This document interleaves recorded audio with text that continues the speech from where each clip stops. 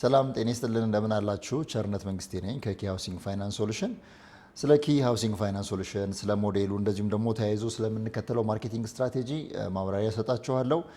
በሚኖረን አጭር ደቂቃ ሙሉ ስለ ኪ ሃውሲንግ እና ሞዴሉ ትገነዘባላችሁ ብዬ አስባለሁ። በዛውም እንድትመዘገቡ የሚረዳችሁን ቲፕም መጨረሻ ላይ ይሰጣለሁ። ኪ ሃውሲንግ ፋይናንስ ሶሉሽን ከተመሰረተ ወደ 2 ዓመት ገደማ ሆኖታል። ወደ ገበያ ደግሞ ሲኤችኤፍ ሞዴልን አስተዋውቆ ከገባ 1 ዓመት ከ8 ወሩ ነው። በዚህ 1 ዓመት ከ8 ወር ውስጥ በአዲስ አበባና ከአዲስ አበባ ውጭ ባሉ የክልል ዋና ዋና ከተሞች በርካቶችን የቤት ባለቤት ማድረግ ችሏል። ኪ ሃውሲንግ ፋይናንስ ሶሉሽን ሲመሰረት መሰረት ያደረገው በሀገራችን የሚስተዋለውን የመኖሪያ ቤት ችግር ነው። በዚህም ችግር ላይ ሰፊ ጥናት በማድረግ ለጥናቱም መፍትሄ የሚሆን ሀሳብ ሲኤችኤፍ የተሰኘ ሞዴል ይዞ ወደ ገበያው ገብቷል። በዚህ በሲኤችኤፍ ሞዴል አማካኝነት ተጠቃሚ የምናደርጋቸው የህብረተሰብ ክፍሎች በአነስተኛ ቅድመ ክፍያ፣ በዝቅተኛ ወራዊ ክፍያ ለረጅም ዓመት በሚዘልቅ ወይም ለ30 ዓመት በሚቆይ የአከፋፈል ስርዓት በየወሩ ትንሽ አስተዋጽኦ ብቻ በማድረግ በቀላል መንገድ የቤት ባለቤት እንዲሆኑ ማስቻል ነው።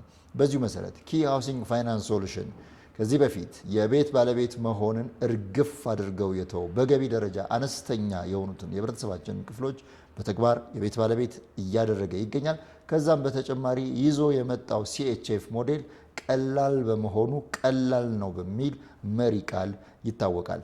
በዚሁ የመኖሪያ ቤት ችግር መንስኤዎች እኛ ጥናቱን ስንሰራ በነበረበት ወቅት ምን ይመስላሉ የሚለውን በተወሰነ አብራራላችኋለሁ። እንግዲህ የመኖሪያ ቤት ችግር አለ የለም የሚለው ነገር ብዙም አከራካሪ አይደለም። እንደ ሀገር ደግሞ በቤት ዋጋ ውድነት ከአፍሪካ ሁለተኛ ከዓለም ደግሞ በሶስተኛ ደረጃ ላይ እንገኛለን። ከአፍሪካ የተበለጥነው በካሜሮን ነው። በዓለም ደግሞ ሶስተኛ ደረጃን ይዘናል ማለት ነው። የቤት ዋጋ ውድነት በዚህ ደረጃ ከሆነ ደረጃው የኢትዮጵያ ወደ መንስኤዎቹ ስንመጣ ደግሞ በ6 ጠቅልለናቸዋል። የመጀመሪያው እጅግ የተጋነነ የመኖሪያ ቤት የሽያጭ ወይም መሸጫ ዋጋ ነው። የተጋነነበት ምክንያት ብዙ ነው። እነዛን ምክንያቶች መዘርዘሩ አሁን ተገቢ አይደለም። ነገር ግን በጥናቱ ወቅት በደንብ እነዚህን ምክንያቶች ለይተናቸዋል። መፍትሄ የሚሆነውንም ሀሳብ አካተንበታል። ሁለተኛው የመሬትና የግንባታ ግብአት የዋጋ ንረት ነው። ይህም ያልተገባ ነው። ለቤት አስፈላጊ የሆኑት ግብአቶች የዋጋ ንረት ከጊዜ ወደ ጊዜ አርቲፊሻል በሆነ ምክንያት እየጨመረ መምጣቱ ነው። ሶስተኛው ከዚህ በፊት የነበሩት እንደዚህ ማህበረሰብ ተኮር የሆኑ ፕሮጀክቶች በሚፈለገው መጠን መሳካት አለመቻላቸው ዲማንዱን ፈጥረው ሰፕላዩ ሲያንስ እንግዲህ መሀል ላይ ችግር ይፈጥራሉ። እነዚህም ፕሮጀክቶች አለመሳካታቸውን ደግሞ እንደ አንድ መንስኤ እናየዋለን ለቤት ዋጋ ውድነት። ሌላው የሃውሲንግ ሴክተር ወይም ደግሞ ከቤት ልማት ጋር የተገናኘው ላልተገባ ትርፍ ፈላጊዎች የተጋለጠ ነው። በሴክተሩ ውስጥ ያልተገባ ትርፍ ፈላጊዎች ተሰግስገው በደንብ ይገኛሉ። ይህ ራሱን የቻለ ችግር ነው። ምክንያቱም ሰንሰለቱን ያረዝመዋል። ሰንሰለቱን ባረዘመው ቁጥር ለተጨማሪ ወጪዎችና አሁንም ሰው ሰራሽ ለሆነ የዋጋ ንረት ይዳርጋል። በዚህ ምክንያት በገቢ ደረጃ አነስተኛ የሆነው የህብረተሰብ ክፍል የቤት ባለቤት መሆኛ ጊዜውን ያረዝማል። ያንዳንዱን ደግሞ ከናካቴው ተስፋውን ያጨልምበታል። ሌላኛው በአምስተኛ ደረጃነት እንደ ችግር አድርገን ያስቀመጥነው መሬትንና ሌሎች ግብአቶችን በአግባቡ የመጠቀም ልማድ አለመኖሩ ነው። ይህ እንግዲህ መሬት ቋሚ ሀብት ነው። በአግባቡ ካልተጠቀምነው ደግሞ የሚያልቅም ነው የሚሆነው። ምክንያቱም የህዝብ ቁጥር ከአመት ወደ አመት በጣም እየጨመረ ነው የሚመጣው። ያለን ፊክስድ መሬት ነው። የህዝብ ቁጥር ግን እየጨመረ ወይም ያልተገደበ ነው። ስለዚህ በአግባቡ አመጣጥነን ካልተጠቀምነው በዋናነት ደግሞ በከተሞች ላይ ማለት ነው ራሱን የቻለ ችግር ይሆናል።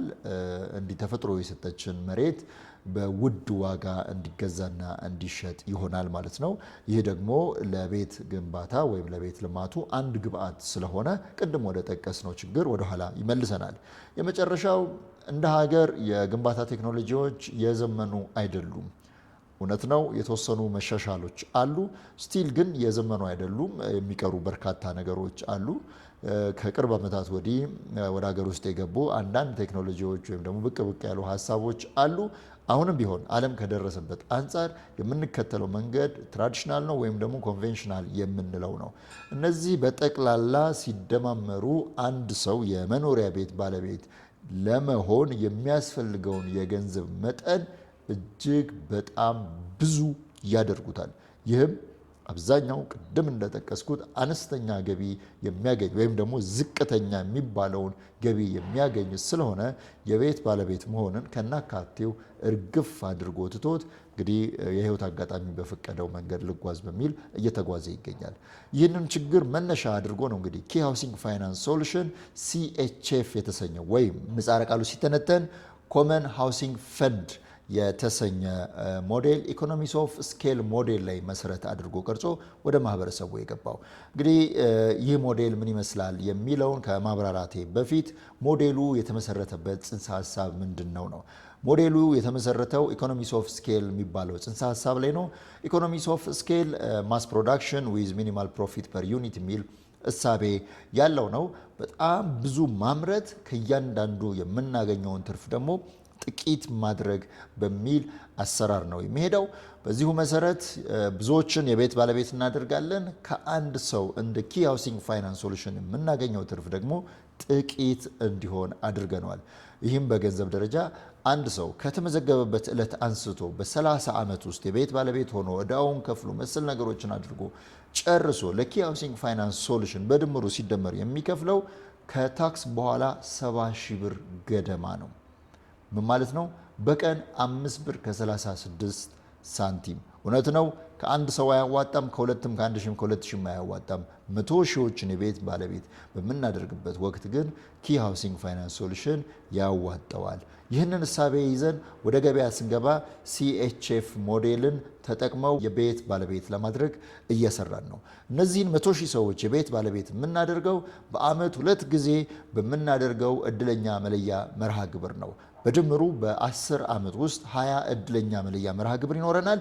በዚህ መሰረት አንድ ሰው ከተመዘገበበት ዕለት አንስቶ እድለኛ ከሆነ በመጀመሪያው መርሃ ግብር፣ የመጨረሻው ሰው ከሆነ ደግሞ 10ኛው ዓመት ላይ በ20ኛው መርሃ ግብር የቤት ባለቤት እንደሚሆን እርግጠኛ ነው። ምክንያቱም የምንይዘው ውል ላይ በግልጽ የተቀመጠ ሀሳብ ነው። እናንተን የቤት ባለቤት ማድረግ በተጠቀሰው ጊዜ ውስጥ የኪ ሃውሲንግ ፋይናንስ ሶሉሽን ግዴታ ሲሆን፣ እናንተ ደግሞ የቤት ባለቤት መሆን በተጠቀሰው ጊዜ ውስጥ መብታችሁ ነው። በዚሁ አኳኋን ነው እንግዲህ CHF ሞዴል ወደ ገበያው ቀርቦ ወደ ገበያው ገብቶ እየሰራ ያለው። በዚህ መሰረት በ10 ዓመት ውስጥ 100 ሺዎችን የቤት ባለቤት እናደርጋለን ስንል እነዚህ 100 ሺህ ሰዎች እነማን ሊሆኑ ይችላሉ? በገቢ ደረጃ ካየናቸው አነስተኛ፣ ዝቅተኛ የሚባሉ የህብረተሰብ ክፍሎችን በዋናነት ታርጌት አድርገን እየሰራን እንገኛለን። ከዛ በተጨማሪ ደግሞ ህጋዊ መብታቸውን ያልተነፈጉ ግለሰቦችና ቡድኖች የዚህ ሞዴል ተጠቃሚ መሆን ይችላሉ። እድሜያቸው ከ18 ዓመት በታች የሆኑ በወላጆቻቸው ወይም በህጋዊ ሞግዚቶቻቸው አማካኝነት የቤት ባለቤት መሆን የሚያስችላቸውን ምዝገባ ማከናወን ይችላሉ። በስተመጨረሻ ደግሞ አገር ውስጥ ወይም ደግሞ ከሀገር ውጭ ሆነው ህጋዊ ውክልና የሰጡ ግለሰብና ቡድኖች በወኪሎቻቸው አማካኝነት ተመዝግበው የዚህ ሞዴል ተጠቃሚ መሆን ይችላሉ። እነዚህ 100 ሺህ ሰዎች ቤት ባለቤት ለመሆን ከነሱ የሚያስፈልገው እዚህ ጋር የጠቀስናቸው ሀሳቦች ብቻ ናቸው። በዚሁ መሰረት ነው እንግዲህ ኪ ሃውሲንግ ፋይናንስ ሶሉሽን ኪ CHF ሞዴልን ተግባራዊ የሚያደርገው። እንግዲህ የአከፋፈሉና መሰል ነገሮችን የምናወራበት ሰዓት ላይ ደርሰናል። ኪ ሃውሲንግ ፋይናንስ ሶሉሽን እድለኞችን የቤት ባለቤት ለማድረግ ሲመዘግብ እንደ ቅድመ ክፍያ የሚቀበለው 83145 ብር ነው። 83145 ብር በሁለት የተለያዩ ሂሳብ ቁጥሮች የሚከፈል ነው። በዚህ ሰዓት ከ3 ባንኮች ጋር እየሰራን እንገኛለን። ከኢትዮጵያ ንግድ ባንክ፣ ቡናና ከዘመን ባንክ ጋር በጋራ እየሰራን እንገኛለን።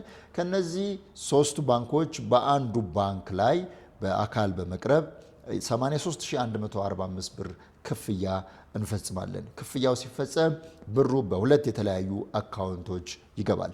የመጀመሪያው 59800 ብር ኪ ሃውሲንግ ፋይናንስ ሶሉሽን ሁሉንም ተመዝጋቢዎች የሚያስተናግድበት የጋራ ቋት የሆነው ብሎክድ አካውንት ነው።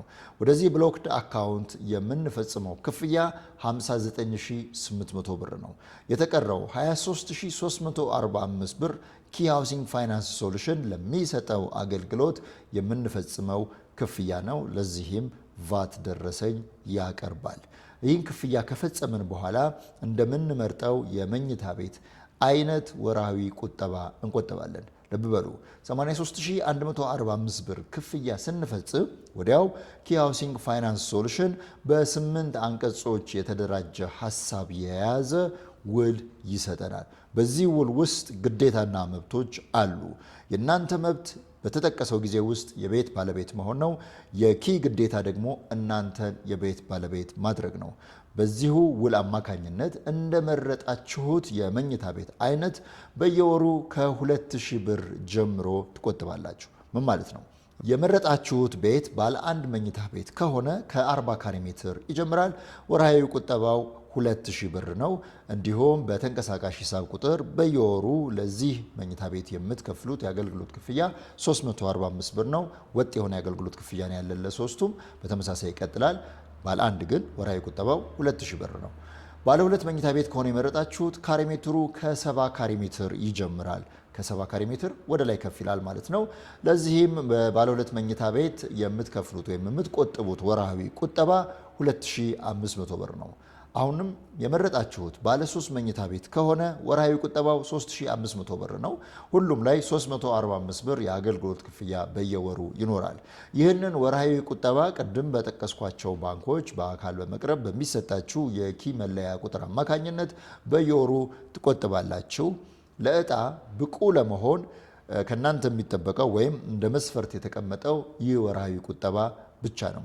ይህንን በማድረግ እድል ከእናንተ ጋር ሆኖ እጣ ውስጥ ተካታችሁ እድለኛ ከሆናችሁና የቤት ባለቤት ከሆናችሁ ቤቱን ከተረከባችሁ በኋላ ወይም በስማችሁ ተገዝቶ ቁልፍ ከተሰጣችሁ በኋላ እንደየተመዘገባችሁበት መኝታ ቤት አይነት የምትከፍሏቸው ክፍያዎች አሉ። ለባለ 1 300 ሺህ፣ ለባለ 2 550 ሺህ፣ ለባለ 3 800 ሺህ ብር ናቸው። እነዚህ ክፍያዎች የሚፈጸሙት እናንተ የቤት ባለቤት ከሆናችሁ በኋላ ነው። ኪ ሃውሲንግ ፋይናንስ ሶሉሽን ቅድም እንደገለጽ ነው በውል በተቀመጠው ግዴታ መሰረት እናንተን የቤት ባለቤት የሚያደርገው በስማችሁ ቤት ቀጥታ ከገበያ ላይ ገዝቶ አሊያም እሱ በአልሚዎቹ አማካኝነት ካስገነባው ላይ ወደ እናንተ አዙሮ ነው። ያኔ እነዚህ የተጠቀሱትን ክፍያዎች እንድትፈጽሙ ትጠየቃላችሁ። እነዚህን ክፍያዎች መፈጸም ካልቻላችሁ ደግሞ ወይም የገንዘብ እጥረት ከገጠማችሁ በመቋቋም ሂደት ላይ የሚገኘው የፋይናንስ ተቋማችን የብድር አገልግሎት ይሰጣል ማለት ነው። ይህ የፋይናንስ ተቋም ዋና ዓላማው እድለኞች የቤት ባለቤት ከሆኑ በኋላ የሚከፍሉት ብር ቢያጡ እንዲያግዝ ነው። ሌላኛው ቤቱን ከተረከባችሁ የቤት ባለቤት ከሆናችሁ በኋላ ያለባችሁን ዕዳ እንድታቃልሉ አማራጮች አሏችሁ። የመጀመሪያው ቤታችሁ ውስጥ እየኖራችሁ ሌላ ቦታ ትከፍሉ የነበረውን የቤት ኪራይ እዚህ የምትኖሩበት ቤት ውስጥ በሱ ዋጋ ግምት መሰረት በመክፈል ዕዳችሁን ማቃለል ነው። ወይም ደግሞ ቤታችሁን አከራይታችሁ ገቢ እንዲያመጣላችሁ አድርጋችሁ ዕዳችሁን ማቃለል ትችላላችሁ። ሁለተኛው አማራጭ ነው። ሶስተኛው አማራጭ ደግሞ ከሀገር ውጭ ሆናችሁ ሀገር ውስጥም ደግሞ ሆናችሁ የማይመቻችሁ ሰዎች ካላችሁ ኪ ቤቱን እንዲያከራይላችሁ በአደራ ለኪ ማስተላለፍ ትችላላችሁ። በዚህ አግባብ ቤቱን ከተረከባችሁ በኋላ ያሉባችሁን ዕዳዎች ማቃለል ትችላላችሁ። ቤቱን ለ60 ወር ወይም ለ5 ዓመት ካከራያችሁት በኋላ ቅድም የተጠቀሱትን የክፍያ መጠኖች ያህል በድጋሚ እንድትከፍሉ ትጠየቃላችሁ። አሁንም የምትከፍሉት የክፍያ መጠን ያክል ገንዘብ እጃችሁ ላይ ከሌለ ቅድም ያልኩት የፋይናንስ ተቋም አሁንም ሊያበድራችሁ ነውና የተቋቋመው ከጎናችሁ ይሆናል። በዚህ አግባብ ከሄዳችሁ በኋላ እንግዲህ ከ60ኛው ወር ወይም ደግሞ ከ5ኛው ዓመት በኋላ ለሚቀሩት ዓመታት ወይም ከ30 ዓመት ላይ ተቀንሶ ላለው ጊዜ ስትቆጥቡ የነበረውን ቁጠባ እጥፍ አድርጋችሁ ትቀጥላላችሁ። በዚህ ሂደት ውስጥ ቤቱን መሸጥ፣ ማስተላለፍ፣ ማውረስ መሰል ነገሮችን ትችላላችሁ። ሁሉ ላይ በግልጽ በተቀመጠው በዛ አሰራር መሰረት ተግባራዊ ይሆናል። ምክንያቱም ቤቱ የእናንተ ስለሆነ ሙሉ መብት አላችሁ። ከዛ በተጨማሪ ገንዘብ ባገኛችሁ ሰዓትም ደግሞ ጠቅልላችሁ ዕዳችሁን ከፍላችሁም ቤቱን ከዕዳ ነፃ ማድረግም መብታችሁ ነው። እናበረታታለንም። በዚህ አግባብ ነው እንግዲህ ኪ ሃውሲንግ ፋይናንስ ሶሉሽን የተመዘገቡትን ሰዎች በጠቅላላ በተቀመጠው ጊዜ ውስጥ የቤት ባለቤት በማድረግ ዕዳቸውን እንዲከፍሉ ደግሞ ረዘም ያለ ጊዜ የሚሰጠው። ይህም እንግዲህ አሁን የተመዘገበና እድለኛ የሆነ ሰው ዕዳውን ከፍሎ ለመጨረስ 30 ዓመት ያክል ጊዜ አለው። ወይም 10ኛው ዓመት ላይ እድለኛ የሆነ ሰው ደግሞ ዕዳውን ከፍሎ ለመጨረስ 20 ዓመት ጊዜ ይኖረዋል ማለት ነው። በዚህ አግባብ እድለኛ ሆናችሁ የቤት ባለቤት ሆናችሁ ቤታችሁን ከዕዳ ነፃ አድርጋችሁ በቀላል መንገድ የቤት ባለቤት እንድትሆኑ ይህንን ሞዴል ይዘንላችሁ መጥተናል። ከዛ በተጨማሪ በማርኬቲንግ ስትራቴጂነት የምንጠቀመው አፊሊየት ማርኬቲንግ ደግሞ ዓላማው አንድና አንድ ነው። የመጀመሪያው ነገር አባላቱ እንግዲህ እርስ በእርስ ባላቸው ግንኙነት አማካኝነት አንዱ አንዱን በመሳብ አንዱ ለአንዱ መረጃ በመስጠት በሚያስተዋውቅበት ወቅት በእያንዳንዱ ተመዝጋቢ ለአባሎቻችን የምናስበው ኮሚሽን አለ። ይህ ኮሚሽን አባሉ ወርሃዊ ቁጠባውን ሳይቸገር እንዲቆጥብ ያደርጋል። ከዛም በተጨማሪ ደግሞ የተረፈ ነገር ከተገኘ ሌላ ህይወትም ጭምር እንዲኖር ይደጉመዋል። በዚህ አማካኝነት አፊሊየት ማርኬቲንግ ስትራቴጂን መርጠነዋል። ሁላችንም እንደምናውቀው የጠነከረ ኢኮኖሚ የሚፈጠረው የሚገኘውን ገንዘብ እዛው ሰርክል ውስጥ ወይም እዛው ሉፕ ውስጥ በማንቀሳቀስ ነው። ወደ ውጪ የሚወጣ ሳይሆን የሚገባን በማብዛት ማለት ነውና የጠነከረ ኢኮኖሚ ወደ ውጪ ከሚያስወጣው ገንዘብ ይልቅ እዛው የሚያንቀሳቅሰው ወይም ደግሞ ወደ ውስጥ የሚያስገባው የገንዘብ መጠን ሊበልጥ ይገባል። ይህንን ተግባራዊ ለማድረግ ነው እንግዲህ የኛ የጠነከረ ማህበረሰብ የጠነከረ ኢኮኖሚ በኪ ሃውሲንግ ፋይናንስ ሶሉሽን ሲኤችኤፍ ሞዴል አማካኝነት ለመፍጠር እየሰራን ያለ ነው። በዚህም በአሁኑ ሰዓት ከ4800 በላይ የሚሆኑ አፊሊየቶች አብረውን እየሰሩ ነው። ተመዝጋቢዎቻችንም ከ20,000 በላይ ናቸው። በዚሁ አግባብ ቅድም በገለጽኩት አሰራር መሰረት ተመዝግበው ደግሞ የቤት ባለቤት የሆኑት በርካቶች ናቸው በአዲስ አበባና በክልል ከተሞች።